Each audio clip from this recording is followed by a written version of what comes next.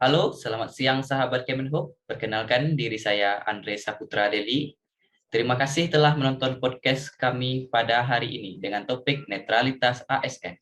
Pada kesempatan kali ini, saya telah bersama salah satu rekan saya sebagai narasumber kita pada siang hari ini, yaitu Mbak Herlina. Mbak Herlina, dipersilahkan memperkenalkan diri. Baik, perkenalkan nama saya Herlina Oktavia Syahaan. Saat ini saya bersama rekan saya, kami akan memulai diskusi tentang netralitas ASN. Baik, selamat siang Mbak Herlina, apa kabarnya? Selamat siang Mas, kabar baik. Oke, weekendnya gimana? Aman, ternikmati. Baik, kita langsung aja ya Mbak, kita mulai bincang-bincang siang hari ini. Ya. Baik, ini kan kita sudah mau nih memasuki tahun politik atau pesta rakyat yang akan dilaksanakan pada tahun 2024 mendatang. Bagaimana tanggapannya Mbak Harinda mengenai hal itu?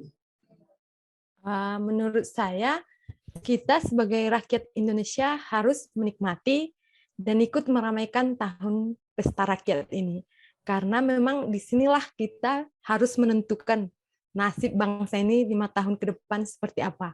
Apakah akan maju atau mengalami kemunduran. Nah, peran kita sebagai masyarakat sangat diperlukan di tahun pesta rakyat ini nantinya. Oke, baik-baik. Dan di sini perannya Mbak Herlina sendiri sebagai SN dalam pemilihan umum ini seperti apa ya? Kalau kita sebagai ASN itu sebenarnya kita dituntut untuk selalu netral dalam berpolitik, yang artinya setiap pegawai tidak boleh berpihak dari segala bentuk pengaruh manapun dan tidak memihak kepada kepentingan siapapun. ASN dilarang dalam kegiatan kampanye untuk mendukung salah satu calon, baik itu pemimpin pusat maupun di daerah. Kita hanya perlu ikut pemilihan secara luber jurdil, yang artinya langsung, umum, bebas, rahasia, jujur, dan adil. Oke. Tetapi dalam beberapa kasus yang kita lihat ada nih beberapa oknum ASN yang ikut terlibat dalam partai politik. Bagaimana Mbak Herlina menanggapinya?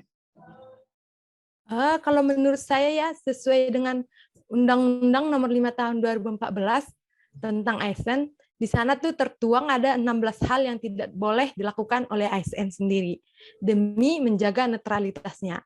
Jadi jika ada ASN yang terlibat dengan partai politik, maka harus ditindak tegas karena tidak memahami tugas dan perannya sebagai ASN dalam bermasyarakat dan bernegara. Untuk tindakan tegas nih, sanksi atau tindakan seperti apa sih yang harus diberikan kepada ASN yang terlibat partai politik?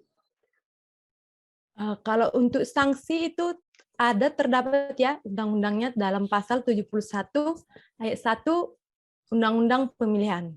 Ya, yang isinya baik pejabat negara, pejabat daerah, pejabat aparatur sipil negara, anggota TNI atau Polri, kepala desa atau sebutan lain misalnya lurah, itu dilarang membuat keputusan atau tindakan yang menguntungkan atau merugikan salah satu pasangan calon atau partai politik. Bagi yang melanggar akan ditindak tegas, yaitu ancaman sanksi pidana bagi pejabat ASN yang berkaitan dengan itu semua tertuang dalam pasal 188 Undang-Undang Pemilihan.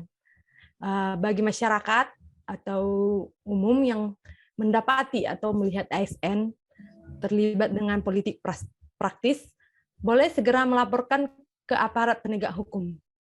Nah, itu nanti akan diusut dan diberikan sanksi tegas berupa hukuman pidana atau pemecatan. Oke. Bagus sekali jawabannya ya. Terus terakhir saya mau menjadi pertanyaan kita secara umum nih. Apa yang menjadikan alasan ada ASN yang mau terlibat politik seperti memenangkan salah satu calon pemimpin baik di pusat, provinsi maupun di daerah? Kalau dari yang kita lihat ya, dari kasus-kasus yang terjadi di Indonesia ini, kemungkinan besar karena mereka lupa dengan tugasnya sebagai ASN. ASN memiliki 3 tugas, yaitu pelaksana kebijakan publik, pelayan publik, dan perekat dan pemersatu bangsa. Yang artinya, kita sebagai ASN harus netral. Kita adalah alat negara yang berperan menjalankan tugas negara. Jika ada ASN yang terlibat dengan parpol, itu artinya ASN tersebut mencoba mencari keuntungan pribadi, baik materi maupun jabatan. Nah, bukan rahasia umum lagi, bukan. Ketika satu kepala daerah atau kepala pejabat lah yang menjabat, semua jajarannya berubah. Bahkan yang mungkin dianggap tidak layak, pasti akan diberikan suatu kekuasaan atau kedudukan di dalam jabatan itu. Karena apa? Mungkin di balik layar nih, para ASN ini berperan dalam pemilihan umum untuk memenangkan paslon ini. Jadi sebagai rasa terima kasih dan timbal balik, nah kita diberikan satu dudukan dalam jabatan pemerintahan tersebut. Oke, baik. Sebagai penutup, apakah ada pesan dari Mbak Herlina bagi rekan ASN ataupun masyarakat terkait netralitas ASN? Saya pribadi sih, saya cuma mau mengingatkan baik diri sendiri maupun rekan sesama ASN, mari kita tetap ingat dan kerjakan apa yang menjadi kewajiban kita sebagai ASN. Salah satunya netralitas. Selalu kita ingat bahwa kita ini adalah anak negara untuk menjalankan tugas, yaitu melayani bangsa ini. Demikian, Mas. Oke, Mbak. Terima kasih sekali atas jawaban-jawabannya.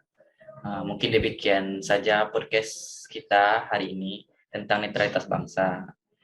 Kami mengucapkan terima kasih buat perhatian semuanya. Semoga bermanfaat bagi kita semua. Salam sehat dari kami. Saya Andres Saputra Deli selaku operator dan rekan saya Mbak Herlina Octavia Seyahaan sebagai narasumber kami adalah CMNS Kementerian Perhubungan Angkatan 38 tahun 2022. Mohon undur diri dan terima kasih.